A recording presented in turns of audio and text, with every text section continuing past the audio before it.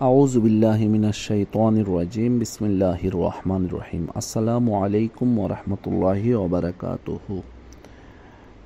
ঈমানের তৃতীয় স্তর অর্থাৎ হাক্কুল ইয়াকিন, বাস্তব অভিজ্ঞতার মাধ্যমে নিশ্চিত হওয়া।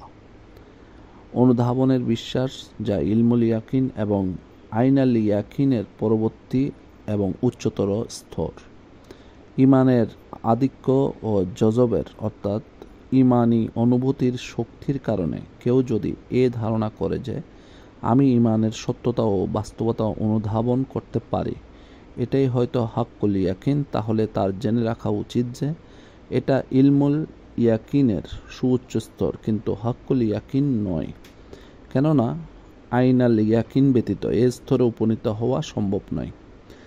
যেমন গোলাপ ফুলকে দূর থেকে দেখার পর কাছে যেয়ে তাকে ধরা, তার ঘ্রাণ নেওয়া এবং তা থেকে অভিজ্ঞতামূলক হাকিকাতান অর্থাৎ বাস্তব জ্ঞান প্রাপ্ত হয়ে গোলাপ সম্বন্ধে জ্ঞানী হয়ে ওঠা। আল্লাহ তাআলা বলেন সূরা ওয়াকিয়া 95, ইন্না হাযা লাহুয়া হাক্কুল ইয়াকিন, নিঃসন্দেহে এটি অবশ্য সুনিশ্চিত সত্য।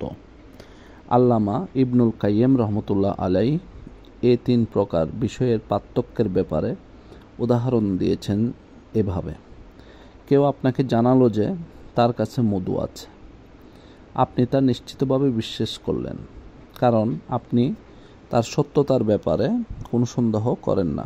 এটা হলো ইলমুল ইয়াকিন, কোনো খবর জানার মাধ্যমে নিশ্চিত হওয়া। এরপর সে যদি তা আপনাকে দেখায়, তাহলে আপনার বিশ্বাস আরও বেড়ে গেল। এটি হলো আইনুল ইয়াকিন বা স্বচক্ষে দেখে নিশ্চিত হওয়া। অতঃপর আপনি যদি তা মুখে নিয়ে স্বাদ নেন, তাহলে এটি হলো হাক্কুল ইয়াকিন অর্থাৎ বাস্তব অভিজ্ঞতার মাধ্যমে নিশ্চিত হওয়া। কুরআন ও সুন্নাহ যারা অধ্যয়ন করেন, এক একজন বা এক এক চিন্তাধারায় ব্যক্তিগণ কুরআন ও সুন্নাহর বিভিন্ন বিষয়কে এক এক রূপে বুঝেন এবং অনুভব করেন, অথচ তারা সকলে একই তত্ত্ব পড়ছেন। যেখানে আহলে ইলমুল ইয়াকিনের মাঝে জ্ঞান ও প্রজ্ঞাগত এতটা পার্থক্য, সেখানে ইলমুল ইয়াকিনের তুলনায় আইনুল ইয়াকিনের মধ্যকার পার্থক্য কতটা সুদীর্ঘ হতে পারে। যে ব্যক্তি দেখেছে এবং যে ব্যক্তি দেখেনি, উভয়ের বিশ্বাস এক নয়। আলোচ্য বিষয়ে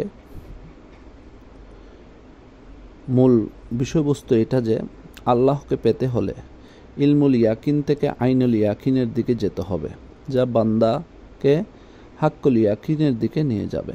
সাদাকাল্লাহুল আযীম ওয়া সাদাকা রাসূলুহুন নবিয়ুল করিম। আসসালামু আলাইকুম।